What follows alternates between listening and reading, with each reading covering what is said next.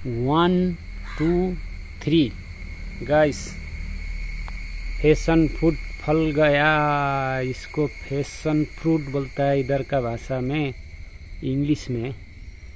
1 2 3 wow. इसमें चीनी डाल के खाने से बहुत मजा आएगा।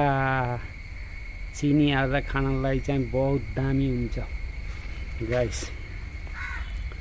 यसलाई भन्छ passion fruit. 1 2 3 fruit, very very tasty. Wow. यसलाई यहाँबाट चाहिँ कट्ट काटेर पाकेपछि यसबाट काट्ने अनि यसमा चिनी हाल्दै ट्याक्क खानी। खानीभन्दा कौवाले माथिबाट का गरेको छ, मलाई नि दे भनेर भनेको छ गाइस। Oh my God. 1 2 3। कोई भी नया दोस्त लगे तो चैनल सब्सक्राइब कर दीजिए, लाइक कर दीजिए, कमेंट कर दीजिए। नमस्ते।